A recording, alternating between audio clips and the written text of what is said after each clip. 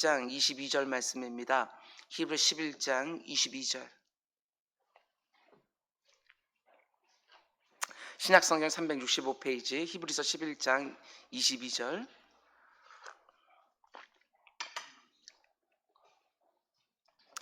히브리 11장 22절 말씀을 우리 한 목소리로 함께 읽겠습니다. 시작. 믿음으로 요셉은 임종시에 이스라엘 자손들이 떠날 것을 말하고 또 자기 뼈를 위하여 명하였으며. 아멘. 아멘.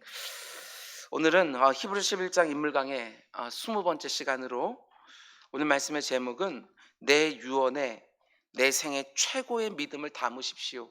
이런 제목으로 말씀 전하도록 하겠습니다. 내 유언에 내 생애 최고의 믿음을 담으라. 우린 주일마다 히브리서 11장에 나오는 신앙의 인물들을 묵상하고 있는데 오늘은 요셉 마지막 시간입니다. 다음 주일에는 우리 교회 38주년 감사 예배로 교회에 대한 메시지를 전할 것이고, 그 다음 주일부터 다시 히브리서 11장에 나오는 신앙의 인물들을 한 명씩 계속해서 묵상하려고 합니다. 소원하기로는 히브리서 11장 이 믿음장을 은혜 가운데 잘 마쳤으면 좋겠습니다. 생각해보면 요셉만큼 드라마틱한 인생을 살았던 사람도 없을 것 같습니다. 17살의 청소년 시기에 하나님의 뜻과 계획이 담겨있는 두 번의 꿈을 꾸었고, 그 꿈 때문에 형들에게 미움받아 애굽 땅의 노예로 팔려가 종살이를 했습니다. 군대 장관 보디발의 집에서 성실하게 일하는 가운데 가정총무가 되기도 했지만 그의 아내의 유혹을 뿌리치다가 누명을 쓰고 억울한 옥살이도 해야만 했습니다. 그 가운데 두 신하의 꿈을 해석하고 애굽왕 바로의 꿈도 하나님 주신 지혜로 해석해내면서 일약 그 당시 세계 최강대국인 애굽의 총리가 된 사람이지요. 그의 드라마틱한 인생만큼 할 이야기도 참 많은 인생입니다. 근데 제가 여러 차례 말씀을 드렸지만 히브리서 11장은 그 한 사람의 인생에서 최고의 믿음을 보인 순간을 선택해서 소개해 줍니다. 여러분 같으면 요셉이라는 한 인생을 소개할 때 어떤 장면을 소개하면서 믿음으로 요셉은 이렇게 말하겠습니까? 저는 여러 가지 이야기를 할 수 있을 것 같은데 흥미롭게도 히브리서 기자는 요셉의 그 파란만장한 인생 가운데 마지막 순간에 그가 한 유언에 주목하면서 이 순간이야말로 요셉이 가장 큰 믿음을 보인 순간이다, 이렇게 해석하고 있다는 것입니다. 오늘 본문 히브리 11장 22절 말씀 제가 다시 읽어드립니다. 믿음으로 요셉은 임종시에 이스라엘 자손들이 떠날 것을 말하고 또 자기 뼈를 위하여 명하였으며. 이렇게 마지막 유언을 남기는 순간을 요셉의 인생 가운데 가장 큰 믿음을 보인 순간이라고 해석하는 것이죠. 그럼 어떤 면에서 이 장면이 요셉의 생애 가운데 가장 큰 믿음을 보인 순간이 되는지 함께 생각해 보면서, 언제가 될지 모르지만 내 사랑하는 자녀들과 후손들에게 나는 어떤 유언을 남길지를 생각해 보는 시간이 되기를 원합니다. 결론부터 말씀드리면 오늘 설교의 제목처럼 내 유언에 내 생애 최고의 믿음을 담으라. 잘 들으시기 바랍니다. 한 번쯤은 꼭 생각해 봐야 될 주제가 오늘 설교 안에 담겨 있습니다. 오늘 본문 히브리서 11장 22절 말씀은 창세기 말씀이 끝이 나는 50장에 조금 더 자세히 나오지요. 창세기 50장 24절 우리 함께 읽겠습니다. 시작. 요셉이 그의 형제들에게 이르되 나는 죽을 것이나 하나님이 당신들을 돌보시고 당신들을 이 땅에서 인도하여 내사 아브라함과 이삭과 야곱에게 맹세하신 땅에 이르게 하시리라 하고. 첫 번째로 요셉은 자기 형제들과 후손들에게 이런 말을 유언으로 남깁니다. 요셉이 그의 형제들에게 이르되 나는 죽을 것이나 하나님이 당신들을 돌보시고. 이 부분을 묵상하면서 참 많은 은혜를 받았습니다. 나는 죽을 것이나 하나님이 당신들을 돌보실 것입니다. 요셉의 이 마지막 말이 제게 은혜가 된 이유가 있습니다. 생각해 보셔요. 요셉이 몇 살에 죽었다고 오늘 본문에 말을 하냐면 26절 말씀 보면 110세에 죽었다. 근데 요셉이 몇 살에 애굽의 총리가 됩니까? 창세기 41장 말씀 보면 요셉이 총리가 되었을 때 나이가 30살이라고 말을 합니다. 30살에 총리가 되어서 110세에 그것도 총리로 죽었습니다. 그러니까 무려 80년 동안이나 세계 최강대국의 총리 자리에 있었던 것이지요. 무려 80년 동안이나 애굽의 2인자 총리의 자리에 있었다면 그 권세가 얼마나 대단했을까. 왕들은 바뀌어도 요셉은 바뀌지 않습니다. 80년. 요셉 가문이 애굽에서 얼마나 입지가 확고했는지, 얼마나 권세가 대단했는지 유추할 수 있는 구절들이 몇 구절이 있습니다. 오늘 본문을 보면 요셉의 아버지 야곱이 죽는데 어떻게 장례를 치르지요? 50장 1절부터 3절까지 말씀 보면 이렇게 되어 있어요. 요셉이 그의 아버지 얼굴에 굽으려 울며 입 맞추고, 그 수종들은 의원에게 명하여 아버지의 몸을 향으로 처리하게 하매, 의원이 이스라엘에게 야곱에게 그대로 하되 40일이 걸렸으니 향으로 처리하는 데는 이 날수가 걸림이요 애굽 사람들은 70일 동안 그를 위하여 곡하였더라. 요셉의 아버지인 야곱의 시신을 40일 동안 향으로 의원이 처리하고 온 애굽 사람들이 무려 70일 동안 곡을 합니다. 요셉의 위세가 얼마나 대단한지를 상징적으로 보여주는 장면 아니겠습니까? 애굽의 총리인 요셉이 죽은 게 아닙니다. 그의 아버지 야곱이 죽었는데도 무려 70일 동안 애굽 사람들이 곡을 합니다. 이게 끝이 아니지요. 이어지는 4절과 5절 말씀 보면 애굽 땅에서 70일 동안 장례를 치른 다음에 야곱의 고향인 가나안 땅에 가서 또 장례를 치르지요.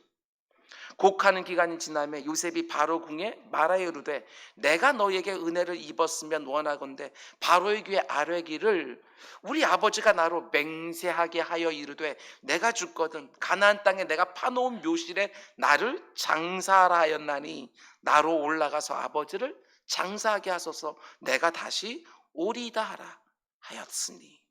40일 동안 시신을 향으로 처리하고 70일 동안 애굽 사람들이 곡을 했으면 이미 충분히 한 것처럼 보이는데 요셉이 우리 아버지가 가나안 땅에 나를 묻어달라고 했다 이렇게 말하니까 애굽 사람들이 또 움직입니다. 7절에서 9절.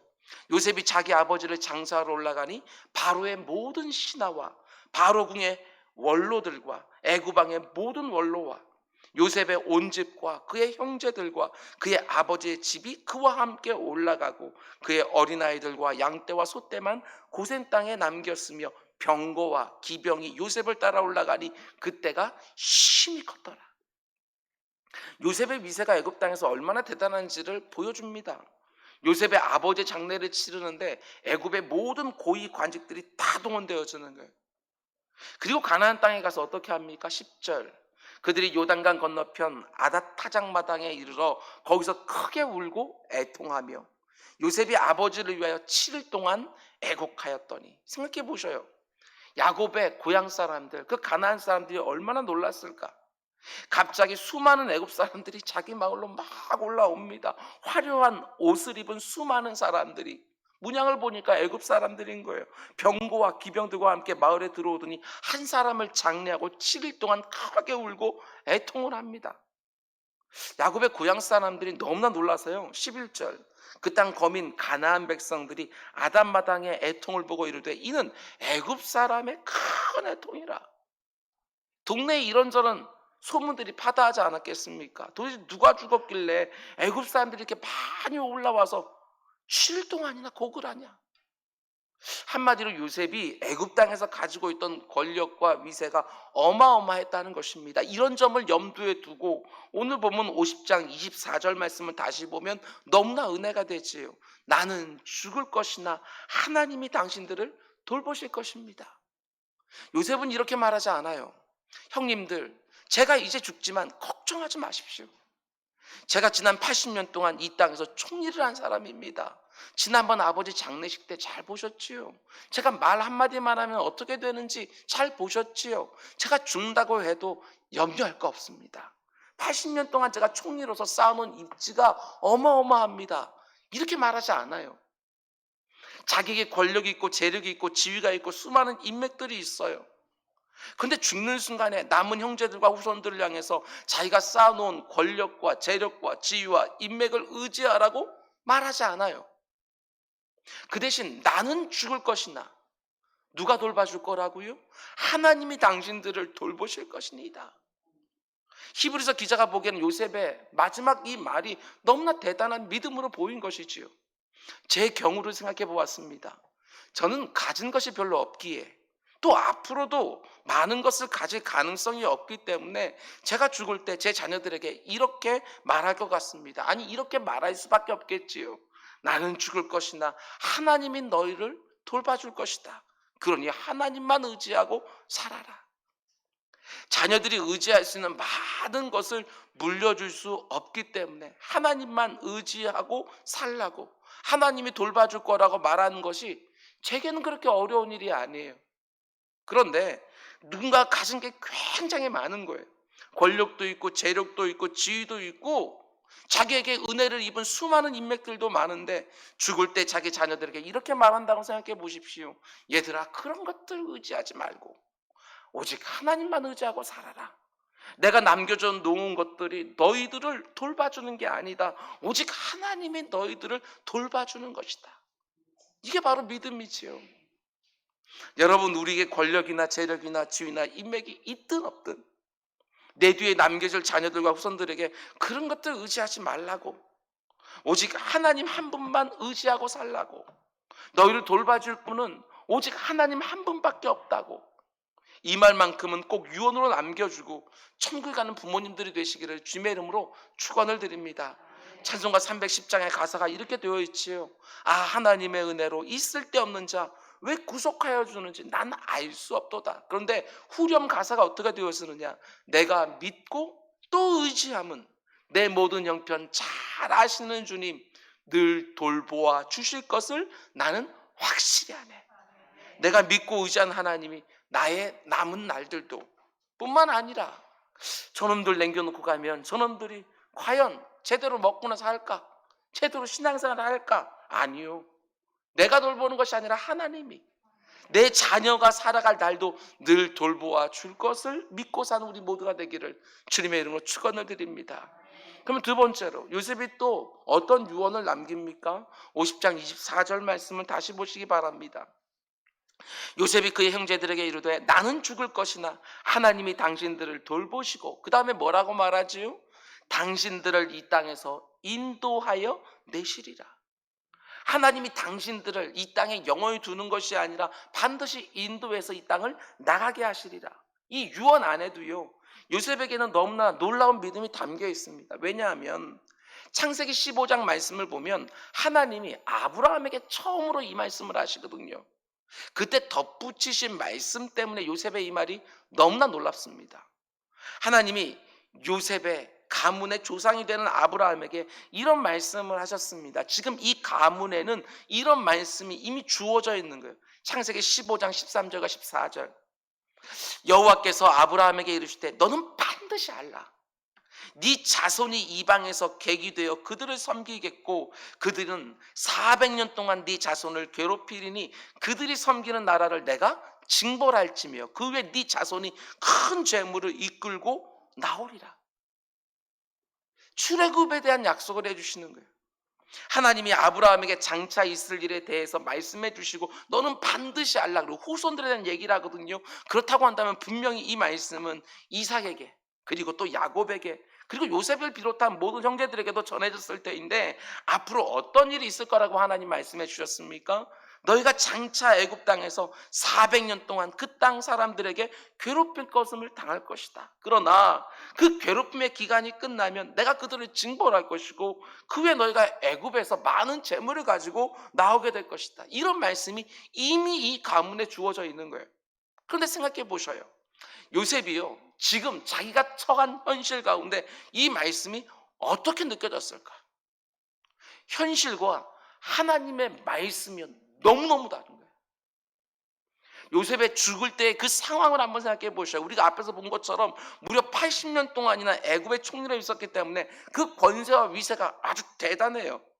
그리고 지금 요셉의 가문은 애굽 땅에서 VIP 대접받고 있거든요. 요셉은 지금 그 나라의 총리로 있고 그 모든 형제들과 자녀들은 귀빈 대접을 받고 있지요. 그게 바로 지금 요셉이 처한 현실이에요. 그런데 장차 400년 동안 애굽 사람들에게 괴롭힘을 당한다?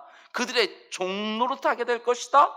지금 현실을 놓고 보게 되어지면 절대로 그런 일이 벌어지지 않을 것처럼 보이지 않습니까? 아니 어떻게 그 말씀 그대로 될 거라고 상상이나 할 수 있겠어요? 지금 애굽의 총리인데 80년 동안 그 위세를 다 누려왔는데, 자기가 초대한 자기 가족들도 지금 다 귀빈 대접받고 있는데 현실과 하나님의 말씀이 너무너무 다르지요. 그런데 요셉이 어떻게 하느냐? 현실을 붙드는 게 아니라 마지막 순간에 하나님 말씀 붙들고 있어요. 하나님이 당신들을 이 땅에서 반드시 꺼내주실 것입니다. 지금 현실을 보면 아무 문제도 없을 것 같지만 하나님의 약속의 말씀은 그게 아니라는 거예요. 앞으로 큰 고난을 당하게 된다는 말씀이 이미 이 가문에 주어져 있어요. 그런데 요셉이 현실을 붙든 것이 아니라 하나님의 말씀을 있는 그대로 붙들고 죽는다는 거예요. 이게 너무 놀라운 믿음이에요. 특별히 이런 점을 생각해 보면 요셉이 지금 그 현실 속에서 하나님 말씀에 붙드는 것이 얼마나 어려운 일인지, 큰 믿음이 아니면 붙들 수 없는 말씀이라는 걸 우리가 알 수 있어요. 생각해 보셔요. 지금 내가 처한 상황이 너무너무 어렵고 힘든데 다음과 같은 말씀 붙드는 것은 전혀 어려운 일이 아닙니다. 지금 너무 어렵지만, 병들었고 힘들고 가난하고 아프지만 조금만 참아라. 하나님이 다 잘되게 해주실 거야. 이런 말씀을 붙드는 것은 그렇게 어려운 일이 아니에요. 왜? 우리도 소망하는 것이 그거니까. 그런 말씀이 주면 꽉 붙잡지요. 현실은 어렵지만 하나님이 다 잘되게 하실 거라는 말씀을 붙드는 것은 결코 어려운 일이 아닙니다. 그런데 진짜 붙들기 어려운 하나님의 말씀이 뭐냐? 지금 눈에 보는 현실은 너무너무 좋은 거예요. 모든 것이 형통하고 평안해 보여요. 그런데 장차 이 땅에서 종이 될 것이고 400년 동안 괴롭힘을 당하게 될 것이고 그 가운데 온갖 학대를 다 당하게 될 것이다. 이런 약속의 말씀을 붙드는 건 너무너무 어렵죠. 왜? 우리가 무슨 있어도 그런 상황을 안 만들고 싶고 피해가고 싶은 상황이니까. 그런 말씀이 주어져도 안 붙들고 싶은 거야, 우리는. 요셉의 믿음이 얼마나 대단한 믿음인지 구약 역사에 등장하는 사람들의 모습과 한번 비교해 보시기 바랍니다. 요즘 새벽마다요, 선지서 말씀을 묵상하고 있는데 선지자들이 하나님의 말씀을 받아서 그대로 선포를 해요. 그런데 그 말씀을 듣는 사람들의 반응을 한번 보시기 바랍니다. 사람들은 자기가 처한 현실이 어떻든지 간에 평안할 것이다, 좋아질 것이다, 잘 될 것이다, 이렇게만 말하면 너무너무 좋아해요. 그 말을 하는 사람이 거짓 선지자인지 참 선지자인지 그런 건 별로 중요하지 않아요. 그래서 내가 듣기에 좋은 말씀, 듣고 싶은 말씀만 전해주면 너무나 좋아하면서 그 말씀 덥석덥석 붙잡죠. 잘 될 거라고 말하면. 반대로 현실 아무 문제 없어 보여, 괜찮아요, 모든 게 평안해 보이죠. 그런데 참 선지자들이 등장을 해서 너희들 계속해서 그렇게 살면 하나님이 딱 심판하신다. 너희들 전쟁에서 다 죽게 될 것이다. 포로로 이방 땅으로 뿔뿔이 흩어질 것이다. 이런 말이 선포되어지면 붙들지 않죠. 아무리 하나님 말씀이라 할지라도 붙들고 싶지 않은 거, 현실을 붙잡고 싶은 것이지. 대표적인 사람이 바로 예레미야 선지자 아닙니까? 예레미야서 20장 8절 말씀 보면 그가 이렇게 탄식합니다. 내가 말할 때마다 외치며 파멸과 멸망을 선포함으로 여호와의 말씀으로 말미암아 내가 종일토록 치욕과 모욕거리가 되매니이다. 물론 그 당시 상황이 어렵긴 했지만 그래도 나라가 망할 것 같지는 않았거든요. 현실은 그래도 태평해 보였어요. 외교만 잘하면 안 망할 것 같이 보였거든요.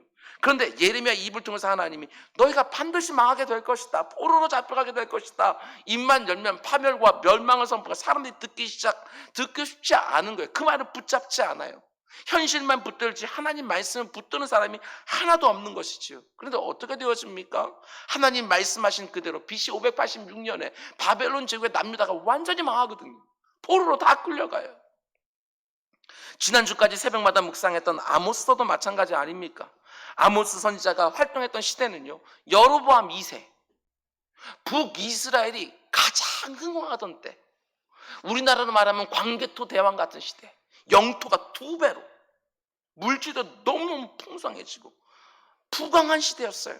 물론 빈부격차가 크고 이런저런 사회 불조리와 영적인 타락이 있었지만 물질적으로 너무너무 풍요로워서요, 부자들은 상아로 만들어진 침상에서 잠을 자고 포도주를 대접으로 마시고 몸에 좋은 기름을 바르는 거예요. 그런데 그때 아모스 선지자가 파멸과 멸망을 선포하죠. 사람들이 어떻게 합니까? 아모스 선지자가 선포하는 하나님의 말씀을 붙드는 것이 아니라 지금 눈에 보이는 너무나도 풍요로운 현실을 다 붙든 거예요. 하나님 말씀 듣지 않지요. 그런데 어떻게 되었습니까? 여로보암 2세가 죽은 다음에 채 40년이 지나지 않아서 BC 722년에 북이스라엘이 아수르 제국에 완전히 망해버려. 나라가 초토화가 되어진다고요. 인구의 90% 이상이 죽거나 뿔뿔이 이방 나라로 흩어지거나. 하나님 말씀 그대로 되었어요. 근데 그들은 하나님 말씀을 선포되는 그 말씀 붙든 것이 아니라 눈에 보이는 현실을 붙들었어요. 노아의 때도 마찬가지 아닙니까? 노아가 하나님의 말씀을 들었지요. 이 땅에 곧 대홍수가 일어날 것이다. 사람들이 생각하는 것들마다 악으로 관영해서 하나님이 이 땅을 큰 홍수가 나게 해서 망하게 하실 거라고 노아가 그 말을 듣고 방주를 짓기 시작해요. 그리고 사람들에게 하나님의 심판이 올 거라고 막 선포를 하지요. 근데 아무도 그 말씀 붙들지 않아요. 왜 그렇습니까? 날마다 해가 쨍쨍하니까. 눈에 보이는 현실이 아무 문제 없어 보이니까 아무도 그 말을 붙들지 않아요. 그러다 모두가 다 예고된 심판에 다 죽고 말아요. 그런데 중요한 게 무엇입니까? 우리도 관련이 있는 내용이라는 것입니다. 이 세상에 마지막 순간이 이와 같을 거라고 우리 주님이 똑같이 말씀하시거든요. 예수님이 이 세상에 종말 때에 이와 같은 일이 있을 거라고 분명히 예고하셔요. 누가복음 17장 말씀 보면 이게 예수님 직접 하신 말씀이에요. 노아의 때에 된 것과 같이 인자의 때도 그러하리라. 노아가 방주에 들어가던 날까지 사람들이 먹고 마시고 장가들고 시집가더니 홍수가 나서 그들을 다 멸망시켰으며 인자가 나타나는 날에도 이러하리라. 성경은 분명히 말해요. 이 날이 온다고. 이 세상은 결국 망할 거라고. 장망성이라고. 장차 망할 도성이라고 먼저 예고되어 있어. 주님이 분명히 말씀하셨고 성경이요 곳곳에서 계속해서 그 말을 하고 있어요. 그런데 이 말씀을 붙들고 사는 사람들보다는 현실을 붙들고 사는 사람들이 부지기수죠. 성도들조차도 왜 망하게 된다는 성경 예언을 제대로 붙들지 못하고 이 세상이 마치 영원할 것처럼 생각하느냐. 현실만 놓고 보면 이 세상이 점점 좋아지는 것처럼 보이는 거예요. 문제가 없는 것은 아니지만 그 문제를 하나하나 해결해 가면서 영원히 지속될 것처럼 보이는 것이지요. 그래도 태평하고 그래도 풍성하고 평안해 보이는 거예요. 그러나 하나님은 이미 예고하셨어요. 말씀해 주셨다고요. 이 세상이 끝이 오리라. 그럼 우리들에게 지금 놓여져 있는 거예요. 하나님의 말씀, 이 세상이 끝이 온다는 거, 그리고 우리 눈에 지금 보이는 현실이라고 하는 거, 무엇을 붙잡고 살겠냐는 거예요. 성경 분명히 말해요. 이 세상은 점점 악해져 가다가 결국은 하나님의 진노하심을 받아 망하게 될 거라고. 이게 하나님의 말씀이에요. 근데 사람들은 하나님 말씀 붙들지 않고 현실을 붙들지요. 여러분, 종말에 대해서 두 가지 극단을 경계해야 된다고 제가 자주 말씀드렸습니다. 하나는 시한부 종말론은 경계해야죠. 예수님이 때와 시기는 너희가 알 바가 아니었고 오직 아버지만 아신다고. 그러니까 시한부 종말론은 반드시 경계해야 되는 거예요. 그러나 또 하나 더 경계하셔야죠. 예수님의 재림에 대한 어떠한 기대도 없고 이 세상의 마지막 날에 대한 어떠한 경계심도 없이 그저 이 세상을 평안하다 하며 살아가는 거 역시 종말에 대한 잘못된 극단 아니겠습니까? 그런 면에서 보면 요셉 믿음이 너무나도 귀해요. 현실은 아무 문제 없어요. 너무너무 평안한 거예요. 그런데 하나님 주신 말씀, 너희가 이 땅에서 종이 되어서 400년 동안 괴롭힘을 당하게 되리라. 이미 주어져 있는 그 말씀은 절대로 이루어지지 않을 것처럼 보이죠. 그럼에도 불구하고 현실이 아니라 하나님의 말씀을 붙들었어요. 이게 히브리서 기자의 눈에는요 대단한 믿음으로 보이는 것이지요. 여러분 잊지 마십시오. 이 땅이 영원하지 않습니다. 분명히 하나님께서 개인적인 종말이든 우주적인 종말이든 이 땅의 마지막 순간이 있고 내 인생의 마지막 순간이 있는 거예요. 잘 먹고 잘 살고 잘 입고 많은 것 쌓아놓고 그런 것보다 더 중요한 가치와 의미들이 우리 생명 가운데 주어져 있는 것이죠. 내 눈에 보이는 현실이 어떠하든지 오직 하나님 말씀 붙들고 살아가는 믿음의 삶을 되시기를 주님의 이름으로 축원을 드립니다. 그럼 세 번째로 요셉의 유언을 보면 또 하나 은혜가 되는 것이 있습니다. 잘 들으십시오. 요셉이 지금 뭐라고 말하냐면 50장 24절 다시 제가 읽어드립니다. 요셉이 그의 형제들에게 이르되 나는 죽을 것이나 하나님이 당신들을 돌보시고 당신들을 이 땅에서 인도하여 내사 아브라함과 이삭과 야곱에게 맹세하신 땅에 이르게 하시리라 하고, 이 부분을 묵상하면서요, 이런 생각이 들었어요. 죽음을 앞둔 요셉에게는 이제 자기의 꿈, 자기의 계획, 자기의 뜻은 다 사라져버리고 오직 하나님의 꿈, 하나님의 뜻, 하나님의 계획만 보이는구나, 이런 생각이 들었어요.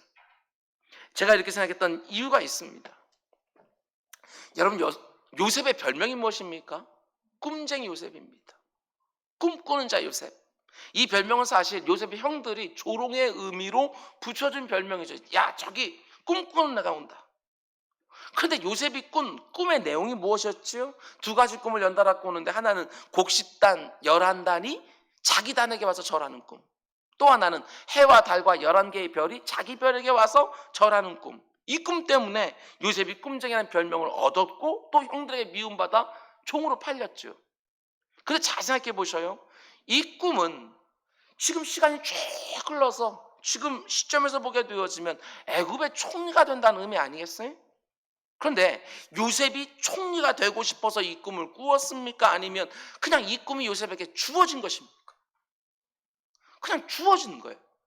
주어졌다고 한다면 주신 분이 있겠죠. 그러면 누구예요? 하나님이셔요. 하나님이 장차 자신이 이루려고 하는 그 계획을 요셉에게 꿈이라는 형태로 주신 거예요. 근데 하나님이 왜 이런 꿈을 주셨느냐? 왜 요셉을 애굽의 총리로 굳이 세우셨느냐? 하나님의 뜻과 계획을 이루는데 그게 필요했거든요. 하나님의 꿈이 있었는데 그 꿈을 이루기 위해서 요셉을 총리로 세워야 되는 거예요. 이스라엘 백성들을 향한 하나님의 꿈이 먼저 있었습니다. 하나님의 뜻과 계획이 먼저 있었고요, 자신의 뜻과 계획을, 꿈을 이루기 위해서 요셉을 도구로 사용하셔서 자기 안에 있는 뜻과 계획과 꿈을 온전히 이루신 거예요. 그러면 하나님의 뜻과 계획과 그분의 꿈은 무엇이냐? 하나님의 뜻과 계획과 그분의 꿈은 요셉의 가문이 시작되어지는 맨 처음 아브라함을 부를 때부터 분명히 드러났어요. 맨 처음 아브라함 부를 때부터 하나님의 계획은 이미 드러나 있었어요. 창세기 12장 1절과 2절 말씀 보면, 여호와께서 아브라함에게 이르시되 너는 너의 고향과 친척과 아비집을 떠나 내가 내게 보여줄 땅으로 가라. 그리고 그 다음에 하나님의 계획이 나오지요. 내가 너로 큰 민족을 이루는 거, 이게 하나. 그 다음에 내가 너에게 복을 주어서 네 이름을 창대하게 해서 너를 복으로 만드는 거, 이거 하나. 아브라함을 믿음의 조상으로 삼아서 그냥 그렇게 하는 것이 아니라 큰 민족을 그를 통하여 이루는 거, 그 민족의 세상에 복이 되게 하는 거, 이게 바로 하나님의 계획과 뜻과 그분의 꿈이었다는 사실이에요. 그런데 하나님이 왜 이런 계획을 세우셨느냐? 그것도 이유가 있지요. 하나님이 아브라함을 부르시기 전에 이 세상이 어떤 모습이었다고 성경은 말을 합니까? 하나님이 자신의 형상대로 지으신 그 인생들이 다 타락해버렸습니다. 생각하는 것마다 다 악할 정도, 다 치우쳐서 악을 행하는 거예요. 그 대표적인 사건이 아브라함을 부르시는 건 12장인데요 바로 앞에 나오면 11장에 나오잖아요. 11장에 무슨 사건? 바벨탑 사건 나오잖아요. 바벨탑 사건. 인생들이 따로따로 하나님을 거역하다가 이제는 합심해서 하나님을 거역하는 사건이 바로 바벨탑 사건이에요. 그게 11장에 나와요. 11장. 그래서 하나님이 어떻게 하시느냐? 창세기 6장에 나오는 것처럼 노아의 홍수로 그 죄가 관영한 인생들을 또 쫙 쓸어버리느냐? 아니요. 다시는 그렇게 심판하지 않겠다고 무지개 언약을 통해서 이미 보여주었거든요. 그 방법이 아니라 다른 방법. 그 대신 하나님이 12장으로 딱 넘어가자마자 한 사람을 불러요. 그게 바로 아브라함. 그러면 자신의 뜻과 계획과 꿈을 아브라함을 부를 때 말씀해 주었어요. 아브라함아, 내가 너를 통해서 큰 민족을 이룰 거다. 하늘의 별처럼 바닷가에 모여있는 큰 민족을 이룰 거다. 지금 이 땅에는 모든 민족들과 구별되어지는 큰 민족을 너를 조상으로 삼아 내가 만들 거다. 그리고 그 민족을 통해서 이 세상을 내가 복되게 할 것이다. 아브라함을 믿음의 조상으로 삼아서 그를 통해 믿음의 가문을 이루고 그 가문을 큰 민족으로 만드시겠다는 계획을 알려주시지요. 그 민족을 하나님만 섬기고 하나님만 위하는 구별된 민족으로 세우는 거, 그 민족을 제사장 나라와 거룩한 백성으로 세우는 거, 그 세상을 복되게 하는 거, 그게 바로 하나님의 뜻과 하나님의 계획과 하나님의 꿈이었어요. 아브라함도 이삭도 야곱도 그리고 요셉도 하나님의 그 꿈을 이루는데 등장한 도구들이었어요. 이 전체적인 그림을 놓고 아브라함도 보고 이삭도 보고 야곱도 보고 요셉도 보면 뭔가 이렇게 큰 그림이 생기게 되어져요. 하나님의 꿈이 먼저 있었어요. 이 세상에 죄가 들어온 다음에 모든 사람이 다 치우쳐서 악을 행하고 하나님과 단절되었는데, 하나님과 연결되어져 있는 제사장 나라, 하나님만 섬기는 구별된 백성들로 큰 민족을 세우고 그 민족을 통해서 이 세상을 하나님이 복주시는 것, 그게 바로 하나님의 뜻과 계획과 꿈이었다는 것입니다. 그 꿈을 이루기 위해서 하나님이 요셉을 사용하시는 거예요. 요셉을 애굽의 총리로 세워요. 왜 애굽의 총리냐? 여러분, 한치의 오차도 없이 하나님의 뜻이 이루어지는 가운데 속에 하나님이 요셉을 애굽의 총리로 세워놓았기 때문에 아브라함 가문이 살아가고 있던 그 가나안 땅에 큰 기근이 임했을 때 그들이 애굽 땅으로 순적하게 옮길 수 있었던 거예요.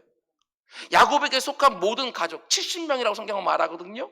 그 70명이 요셉의 초청을 받아 애굽 땅으로 이주해서 살 수 있었죠. 요셉이 애굽의 총리였으니까. 그리고 그 땅에서 약 400년 동안 고센 땅에 살다가 정말 큰 민족이 돼요. 가나안 땅에서 이주한 사람은 고작해야 70명이거든요. 근데 400년 만에 장정만 60만 명. 애들과 여인들과 노인들까지 다 합치게 되면 200만 명이 넘는, 어떤 신학자들은 300명까지도 봐요. 하나님이 애굽 땅을요 일종의 인큐베이터로 사용하신 것이지요. 이스라엘 백성들이 번성하고 창대케 된 모판으로 애굽 땅을 하나님이 사용하셨어요. 그러니까 이 애굽 땅은 하나님의 뜻과 계획과 하나님의 꿈이 이루어지는 장소였다는 것입니다. 하나님이 그 일을 하기 위해서 요셉을 먼저 그 땅에 보내셨고, 그냥 간 게 아니에요. 먼저 모든 것을, 우리 인생들 인간편에서 보게 되었지만 이런저런 일이 많이 일어났지만 아니요, 하나님의 섭리, 보이지 않는 그 손길 가운데서 이와 같은 일이 쫙하게 이루어지고 있는 것이지요. 요셉 자신도 몰랐어요. 하나님은 자신의 선하시고 온전하시고 그 귀하신 뜻대로 하나하나 이루어가시는데 요셉은 잘 몰랐어요. 근데 또 하나, 하나님이 왜 그들을 가나안 땅에 그대로 두지 않으셨을까? 굳이 왜 애굽 땅에 보내셨느냐? 여기도 하나님 놀라운 섭리가 있어요. 만약에 야곱의 12아들들과 그에 속한 가족들이 애굽 땅으로 건너가지 않고 가나안 땅에서 계속해서 살았다면 어떻게 되었을까? 하나님의 뜻이 뭐라고요? 큰 민족을 이루고 거룩한 민족을 이루고, 둘 다 못 되는 거예요. 그 땅에 그냥 두었으면. 왜냐? 하나님이 주시기로 약속한 가나안 땅은요, 후일 신대륙이 발견되기 전까지 세상의 중심이에요. 세상의 중심.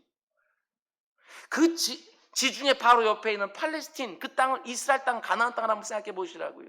가나안 땅을 중심으로 해서 이쪽으로 가면 아시아고, 일로 건너가게 되면 유럽이고, 여기로 내려가게 되면 아프리카고, 서구 고기 문명 가운데 중심이에요. 세상의 중심, 교통의 요충지.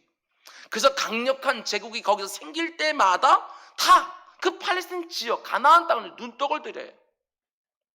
그런데 그 상황에서 지금 70명에 불과한 아브라함 가문이 큰 민족이 된다? 이거는 불가능한 일이에요. 지금 사방팔방으로 통하는 교통의 요지인데 그 지역에 살고 있는 70명이 불어서 어떤 민족을 이루고 힘을 가지려고만 하면 주변 민족들이 가만두지 않았겠죠.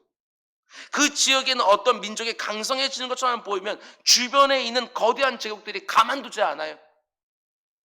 그러니까 하나님이 왜 큰 기근을 통해 아브라함 가문을 가나안 땅에서 애굽 땅으로 옮겨요? 그냥 두면 큰 민족이 될 수가 없으니까. 여기도 하나님의 섭리, 역사의 이면 가운데 있는 하나님의 보이지 않는 손길이 있는 거예요. 또 하나, 아브라함 가문이 계속해서 가나안 땅에 머물렀다면 어떤 일이 생길 가능성이 많으냐? 그들이 구별된 거룩한 민족이 될 수가 없어요. 창세기 38장 말씀 보면 아브라함 가문에서 이런 일이 막 시작되기 시작했거든요. 야곱의 넷째 아들인 유다가 누구와 결혼하느냐? 1절과 2절 말씀 보면 그 후에 유다가 자기 형제들로부터 떠나서 내려가서 아둘람 사람 히라와 가까이 아니라, 유다가 거기서 누구와 결혼해요? 가나안 사람 수아라 하는 자의 딸을 보고 그를 데려가 동침하니, 영성에 보면 결혼했다고 말하거든요. 하나님은 아브라함 가문을 거룩한 구별된 민족으로 만들려고 했어요. 그래서 가나안 사람과 통혼하는 걸 싫어하셨거든요. 근데 영적으로도 육적으로도 거룩한 민족을 만들어야 되는데 통혼하기 시작한 거예요. 아브라함과 이삭과 야곱 때만 하더라도 이걸 철저하게 지켰거든요. 그런데 야곱의 자녀들 사이에 어떤 일이 벌어져요? 가나안 사람과 통혼하기 시작하는 거예요. 그리고 또 유다가 어떻게 합니까? 자기 아들을 위해서 며느리를 데려오는데요. 6절.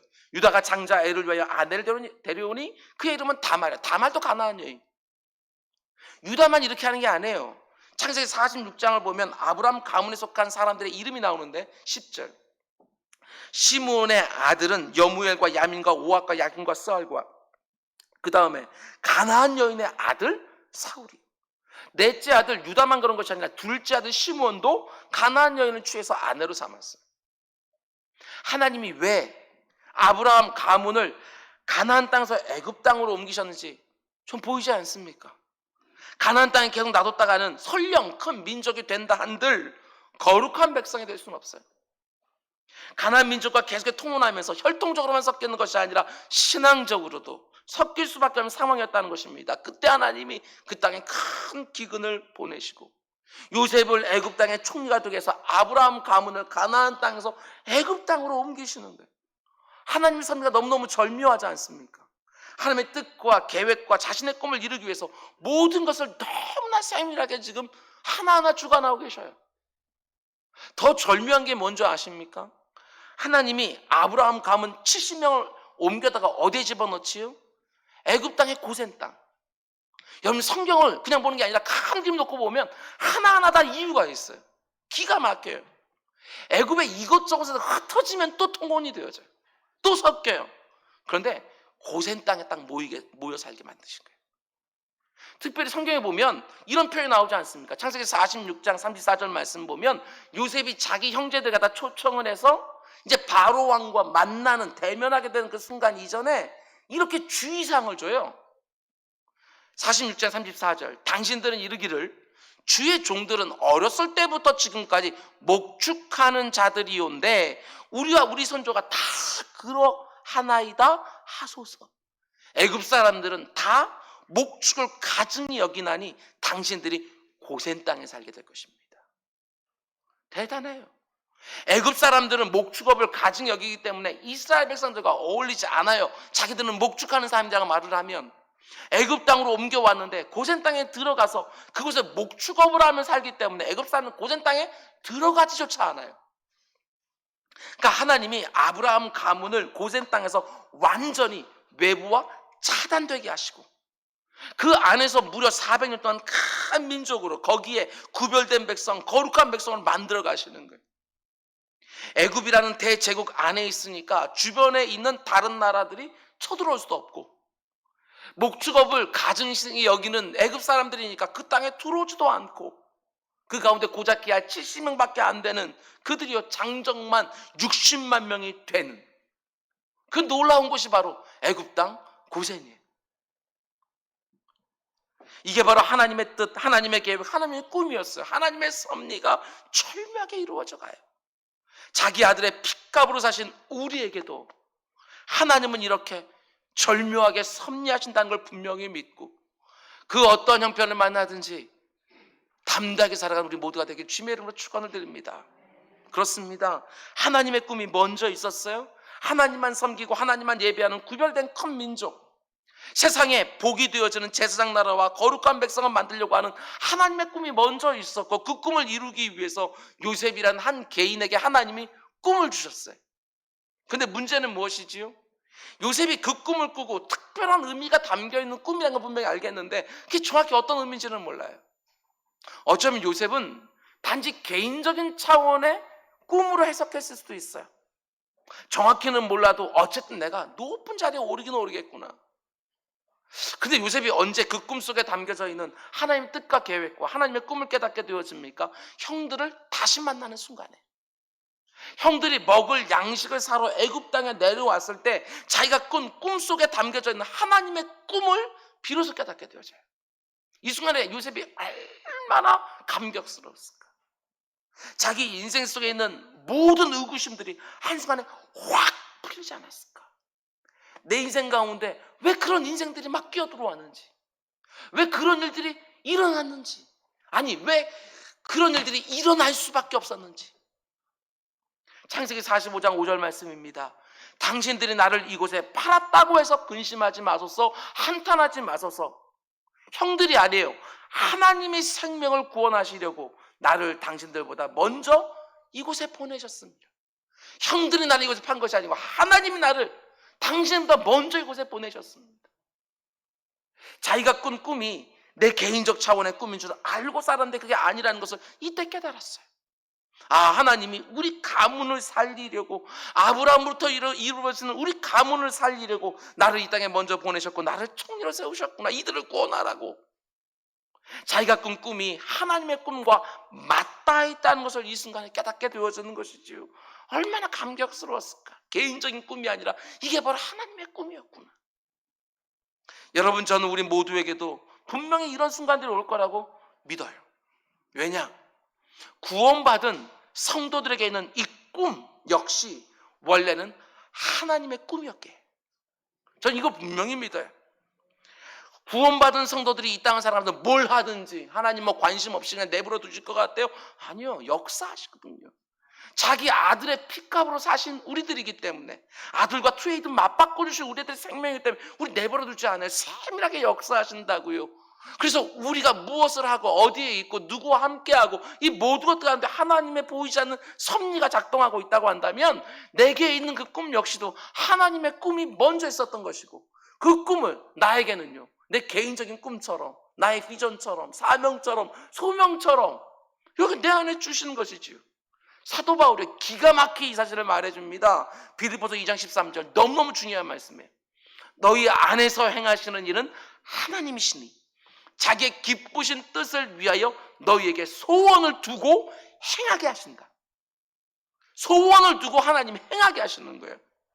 하나님의 기쁘신 뜻이 먼저 있었어요. 그리고 자신의 뜻을 나에게 소원이라는 형태로, 비전이라는 형태로, 꿈이라는 형태로, 사명이라는 형태로 주시는 거예요. 그러니까 내가 그 소원을 붙들고 열심히 살고 최선을 다하고 기도를 다하고 충성을 다하고 그런 과정 속에서 내 소원이 이루어지면 결국 어떻게 되어져요? 하나님의 기쁘신 뜻이 내 인생을 통해서 이루어지는 거예요. 이게 너무너무 신비한 것이죠. 그걸 우리도요, 그 순간순간은 몰라도 어느 정도 순간이 되어지면 깨닫게 되는 순간이 있어요. 야, 내 꿈만이 아니라 내 꿈이 하나님 꿈과 맞닿아 있는 것이구나. 이걸 깨닫게 되어지는 것이지요. 근데 문제는 무엇입니까? 너무나 많은 성도들이 내 안에 있는 소원과 하나님의 기쁘신 뜻이 맞닿아 있다는 것을 너무나 오랫동안 모르고 살아간다는 사실이에요. 요셉도 수십 년 동안 그걸 몰랐던 것이지요. 그런데 요셉의 마지막 유언을 보면 어떻습니까? 자신의 뜻과 계획과 꿈은요, 아무 데도 없어요. 야, 내가 이거 정말 이루고 싶었는데 너희들이 내 대신 좀 이어서 이루어줘, 이게 아니라 오직 하나님의 뜻과 계획과 그분의 꿈만 그 유언서에 딱 담겨져 있는 거예요. 그래서 히브리서 기자가 요셉의 이 마지막 순간을요, 그의 생에 가장 큰 믿음을 보인 순간이라고 해석하는 것이지요. 요셉이 죽는 순간에 오직 하나님의 꿈만 자신의 형제들과 후손들에게 심어주려고 해요. 오직 하나님의 꿈만. 하나님이 우리를 이 땅에서 큰 민족으로 만들고 거룩한 민족으로 만들어서 아브라함과 이삭과 야곱에 주신 땅으로 다시 인도해 주실 것이다. 그거 하나만 심어주려고 하는 거예요. 다시 한번 말씀드립니다. 너희 안에서 행하시는 이는 하나님이시니 자신의 기쁘신 뜻을 위하여 너에게 소원을 두고 행하게 하시나니.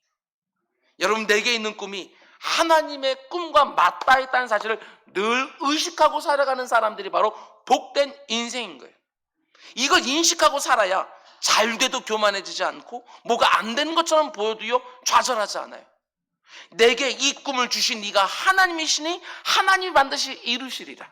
빌립보서가 1장이 말하고 있는 것처럼 시작하신 이가 이루시리라. 하나님 안에 먼저 있던 꿈이라고요. 그걸 내게 하나님이 꿈이라는 형태로 주시는 거예요. 사명, 비전, 소명이라는 형태로.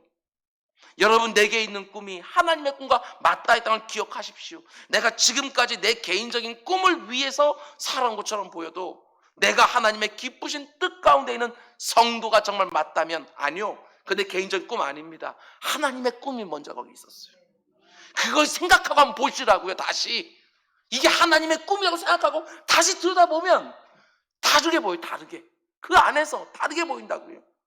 내게 있는 꿈이 하나님의 꿈과 맞닿아 있다는 것을 모를 때는 단지 내게 있는 꿈을 어떻게든 내가 이루어서 이 세상에 내가 성공하고 내가 잘되고 내가 인정받으려고 했는데, 인생의 어느 순간 그게 아니구나, 이것을 통해서 하나님이 자신의 꿈을 나를 통해서 이루려고 하시는구나, 이게 깨달아지는 거예요. 그리고 그때부터 내 뜻과 내 계획과 내 꿈은 점점 사라지다가 마지막 순간에 오직 주의 뜻을 이루소서 이렇게 고백하며 죽는 거, 이게 바로 성도의 삶인 거예요. 이런 면에서 보면 요셉의 마지막 모습이 너무나 귀해요. 자신의 꿈은 다 사라지고 오직 하나님의 꿈이 이루어지길 원하는 것이지요. 하나님의 꿈대로 될 것입니다. 아브라함과 이삭과 야곱에게 주신 하나님의 그 뜻이 이루어질 것입니다. 나는 단지 하나님의 꿈이 이루어지는데 쓰임받은 도구였을 뿐입니다. 이렇게 고백하고 죽는 것이지요. 영적인 시야가 중생 확 열리게 되어지는 거예요. 내 인생 몇십 년만 딱 보이는 것이 아니라 하나님의 원대하고 장구한 계획 가운데 일부러 쓰임받은 내 인생을 보게 되어지는 것이죠. 이런 고백이 우리에게도 있기를 원합니다. 시간이 가면 갈수록 내 생명 속에 담겨있는 하나님의 뜻이 한꺼풀 한꺼풀 벗겨지다가 죽는 순간에 하나님의 더 큰 그림을 보면서 오직 주님의 뜻을 이루소서, 내 후손들에게 이런 유언을 남기는 우리 모두가 되기를 주님의 이름으로 축원드립니다. 그럼 이제 마지막 네 번째로, 요셉이 이런 말을 유언으로 남겨요. 잘 보세요. 창세기 50장 25절. 요셉이 또 이스라엘 자손에게 맹세시켜 이르기를 하나님이 반드시 당신들을 돌보시리니 당신들은 여기서 내 해골을 메고 올라가겠다 하라 하였더라. 너희들이 이 땅에 나갈 때 내 해골, 내 유골을 반드시 가지고 나가겠다고 내 앞에서 내가 죽기 전에 맹세해라. 이게 왜 히브리서 기자가 볼 때 놀라운 믿음이지요? 여러분, 요셉은 지금 죽지만 두고두고 이스라엘 민족들 가운데 속에 입에 오르내릴 사람이에요. 그죠? 이스라엘 백성들이 애굽 땅에 살 수 있었던 계기가 된 것이 바로 요셉이기 때문에 후대 사람들이 그 이름이 계속해서 거론되겠지요. 자기 민족 가운데 요셉만큼 높이 올라간 사람도 없고 큰 영향력을 끼친 사람도 없으니까. 그런데 요셉의 이름만 거론되겠습니까? 아니요. 요셉의 유언도 함께 거론되겠죠. 아직 성취되지 않은 유언이고 맹세까지 시켰으니까. 하나님 말씀하신 대로 너희가 반드시 이 땅에 나갈 순간이 있을 텐데 그때 내 유골을 가지고 나가겠다고 분명히 맹세해라. 그러니까 요셉이 죽은 다음에 사람들이 그의 무덤을 볼 때마다 뭐도 생각나요? 요셉 유언도 생각나요. 무덤을 볼 때마다 유언도 생각나죠. 우리가 이 땅을 나갈 때가 있지. 그때 유골을 가지고 나가라고 했지. 하나님이 약속하신 아브라함과 이삭과 야곱으로 후여지는 그 믿음의 가문 가운데 속에 주어진 그 약속대로 가나안 땅에 돌아갈 그 순간이 있지. 그걸 기억나게 해주는 도구가 바로 요셉의 무덤이고 요셉의 유언이죠. 여기에 굉장히 중요한 의미가 담겨 있습니다. 아무리 애굽이 주는 풍요로운 삶이 있다 할지라도 그걸 영원한 것처럼 생각하지 않도록, 비록 왕조가 바뀌면 온갖 학대와 괴로움을 다 당하게 되겠지만 그래도 좌절을 하거나 낙심하지 않도록 요셉은요 자기 형제들과 후손의 유언을 남기는 거예요. 이곳은 우리가 영원히 머물 곳이 아닙니다. 우리에게는 돌아가야 될 영원한 본향 가나안 땅이 있습니다. 그걸 요셉의 무덤과 유골을 바라볼 때마다 그걸 기억해내는 거예요. 이게 얼마나 놀라운 믿음입니까? 요셉은 지금 죽지만요, 아니요, 죽어서도 역사해요. 뭘로? 유언으로. 그 민족들을 계속해서 깨우는 거예요. 우리가 지금 사는 이 땅이 영원하지 않다는 거, 천국이 있다는 거, 하나님 나라 돌아갈 곳이 있다는 본향이 있다는 거, 이걸 유언을 통해서요 우리가 심어줘야죠. 여러분, 언젠가 때가 되면 우리 역시 마지막 유언을 남겨야 되는 순간이 올 텐데 내 사랑하는 자녀들과 그 후손들에게 어떤 유언을 남기고 싶습니까? 지금 내가 살고 있는 이 집은 첫째 네가 갖고, 은행에 남아있는 그 계좌에 있는 잔고는 둘째 네가 갖고, 이런 유언 남기겠습니까? 제발 그런 유언 남기지 마시고 살아있을 때 선한 일에 잘 사용하셔요. 그 대신 내가 마지막으로 입을 열어서 유언을 남길 때 요셉의 유언처럼 내 사랑하는 자녀들에게 이 땅이 영원한 것이 아니라 우리는 반드시 돌아가야 될 본향이 있다고. 제가 장례식장 가면 자주 하는 말 중에, 먼저 돌아가신 부모님의 장례식장에서 부모님이 자기의 죽음으로 그 남겨진 자녀들에게 남기는 가장 큰 교훈이 있다. 그건 뭐냐? 모든 사람 죽는다. 그 메시지 주는 거다. 이 땅이 영원한 것이 아니라 우리에게는 하늘이 있다, 천국이 있다. 이걸 자신의 장례식으로 가장 큰 교훈을 그 후손들에게 남겨주는 거 아니겠나?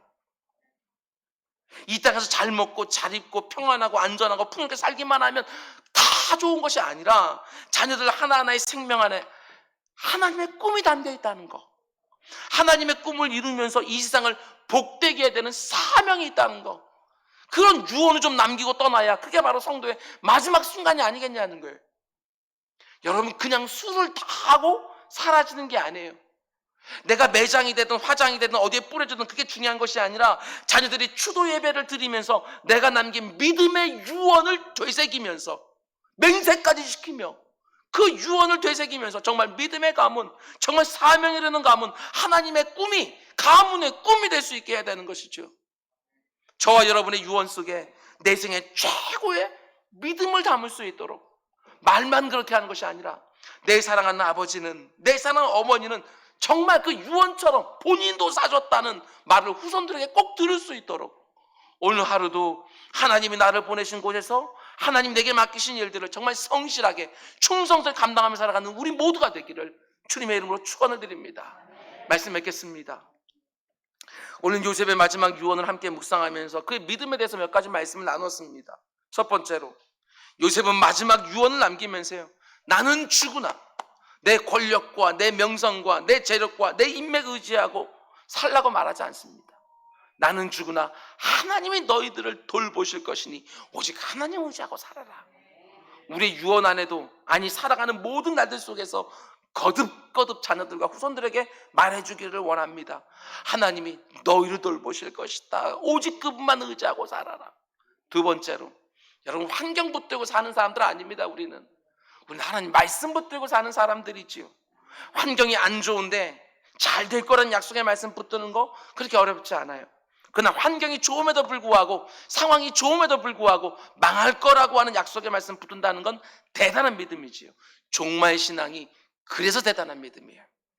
이 세상이 영원할 것처럼 살지 않기를 원합니다. 우정의 종말이든 개인적 종말이든 그 순간이 반드시 온다는 것을 믿고 오늘의 형통에 교만해지지 말고 오늘의 고난에 좌절하지도 말고 때가 되면 그 나라 가는 거니까, 나그네 인생길이니까 내게 약속된 그 영원한 나라가 임할 때 부끄럽지 않도록 성실하게 성결하게 살아가는 우리 모두가 되기를 주면 축원드립니다. 세 번째로, 내 꿈은 점점 사라지고 하나님의 꿈이 점점 더 선명해지는 삶이 되기를 원합니다. 요셉은 꿈꾸는 자였어요. 근데 그 꿈은 개인의 꿈이 아니라 하나님의 꿈이 먼저 있었고 하나님이 그 꿈을 이루기 위해서 요셉에게 주신 꿈이었죠. 하나님이 자신의 기쁘신 뜻을 내게 꿈과 소원의 형태로 주시고 나를 통하여 자신의 뜻과 계획과 꿈을 이루가기를 원하시는 줄 알고 성실과 충성으로 살아가다가 마지막 순간에 오직 하나님의 뜻과 계획과 꿈만 자녀들에게 남겨주는 우리 모두가 되기를 원합니다.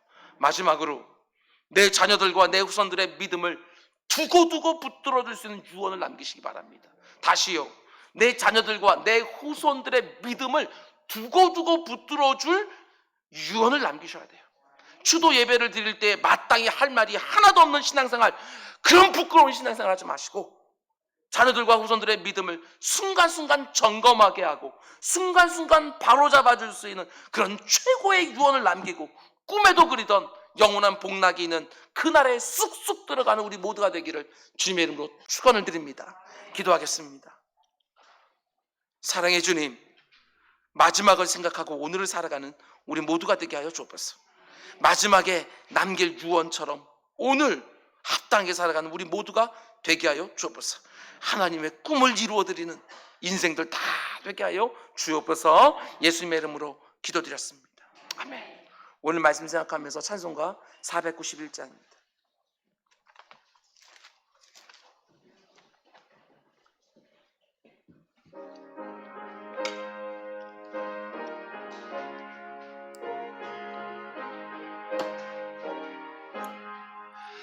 저 높은 곳을 향하여 날마다 나아갑니다. 내 뜻과 정성 모아서 날마다 기도합니다. 내 주여 내 맘 붙드사 그곳에 있게 하소서. 그곳은 빛과 소랑이 언제나 넘치옵니다. 괴로움과 죄가 있는 곳 나 비록 여기 살아도 빛나고 높은 저곳을 날마다